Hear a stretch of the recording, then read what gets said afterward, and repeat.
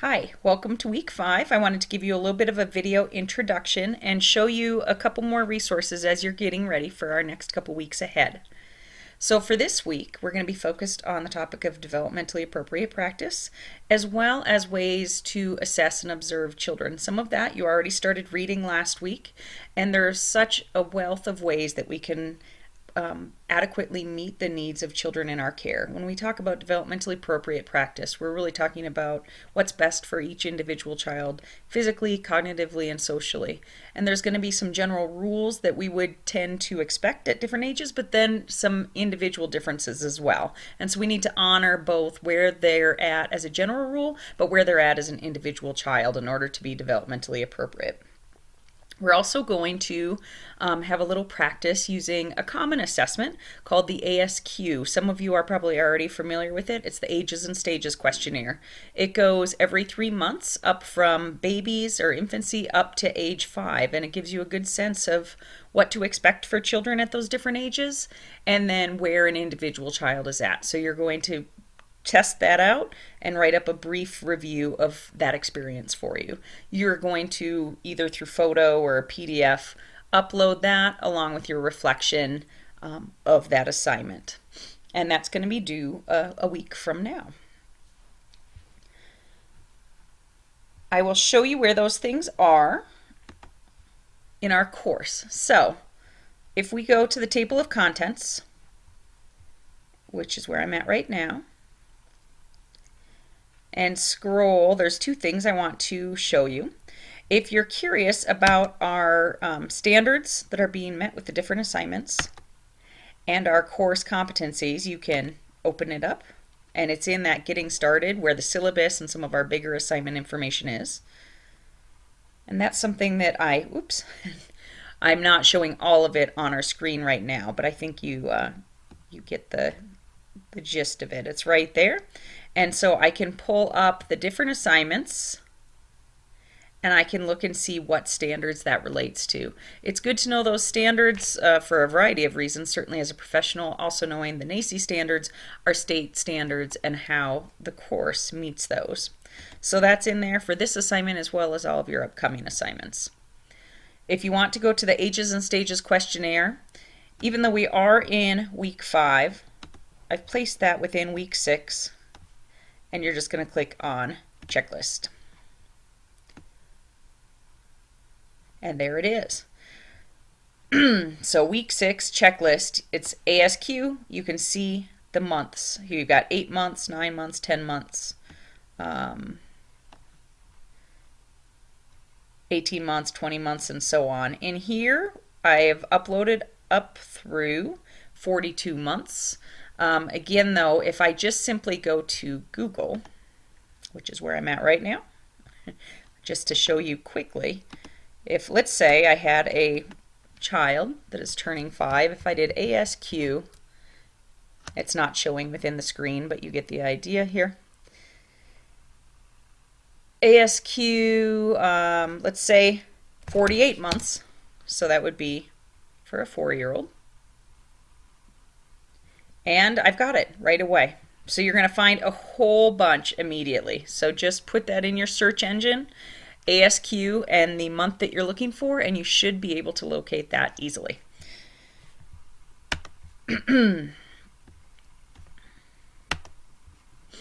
So that's the assessment. The other thing that we have coming up, and that's just a week from now, a week after that, so next week is our assessment. The week after is the beginning of your notes for one of your 2 biggest assignments. That's the take a position assignment. So what's due for that part of the assignment right now is your notes and your resources. So you're going to find at least 3 credible resources. That's going to be something like someone with advanced degrees in that area, a juried professional journal, looking at NACE, that National Association for Educators of Young Children, those types of websites, regular magazines, articles written by people where we don't know their credentials, articles that are part of a company or an early childhood business, those would not count. So you're going to be doing some library work or some library work from afar likely, also through your Front Range web account. and you can find it there. So if we go to I'll see if I can show you that as well. So I'm going to our website, www.frontrange.edu.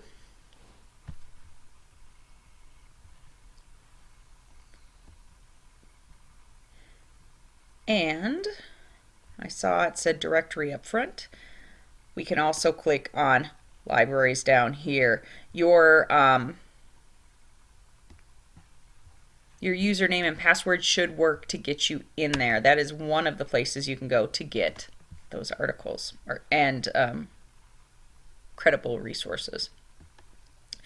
So all you're going to do is general notes. That can be in paragraph form, in bullet form, but you're just summarizing the sources that you found thus far, and you're writing down those notes and where those resources are from. I'd like you to submit 3 by the 25th. You can see a couple weeks later, on the 11th, you're going to post what is going to be a PowerPoint or a Prezi, hopefully with some audio as well, if at all possible, that's sharing that in a final form. And that's worth 50 points. So that's one of your 2 50-point assignments. They're definitely the most heavy-hitting assignments out of the semester. So I want you to have ample time to be working on that.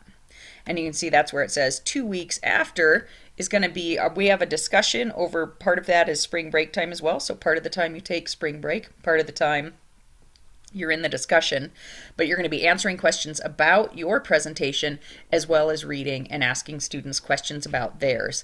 And that is your final kind of sharing like we would in a class, except in this case we're sharing online. So a lot of you are probably still thinking, what am I going to pick for a topic? It can really be almost anything. Feel free to email me or text me if you want to check. But here are a few ideas below. And notice it says this is not an exhaustive list. So if you have another area you want to explore, that is totally fine. But here are some topics. How engaged a family should be in the classroom. So talking about family partnerships and what types of things we can do with parents. The importance of play, or how much play there should be in early childhood.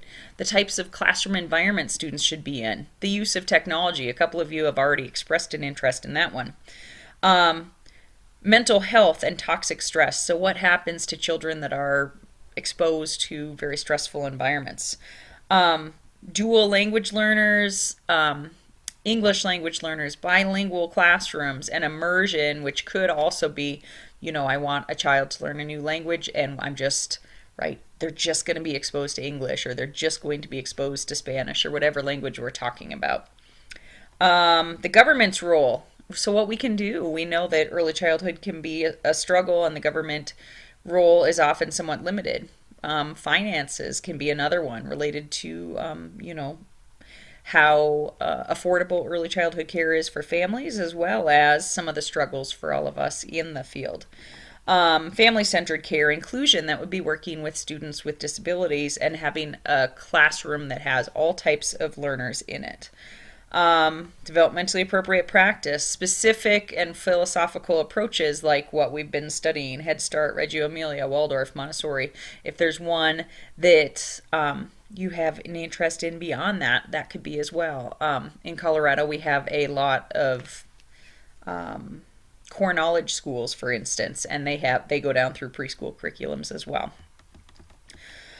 Urban and rural ECE programs, culturally competent programs, educator wellness, how to make it more research-based, supportive network childcare, the disconnect between birth to 5 programs and K through 3 programs, or, for those of us with an early childhood license versus an elementary license, even though both groups can be working with kindergarten through 3rd grade children.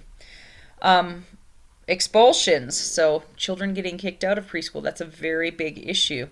Comparing the United States to other countries in terms of early childhood care, what the next generation needs to be able to do, so 21st century types of skills, creative materials, teacher versus child-directed curriculum, intentional teaching, gunplay, superhero play, gender issues, gender stereotypes, stereotyping in general, family child care homes, family, neighbor, and friend care, parents who are incarcerated. grandparents that are the custodial parents or the custodial guardians, as well as foster care. So those are a few or more than a few topics, but you can go beyond that as well. So if you have any questions on that, feel free to let me know. But this is an opportunity for you to grow as a professional. It's an opportunity for you to really kind of become an expert in one or more of these topics, hopefully more by the time we're done sharing with one another, so that you're well versed when you have an opinion, that you can help shape the direction of the future of what we're doing in these different areas, and also speak to it when you're talking with parents, when you're talking with colleagues. So I look forward to working with you again this week. If you have any questions, please let me know, and I will be talking with you again soon. Thanks so much. Bye-bye.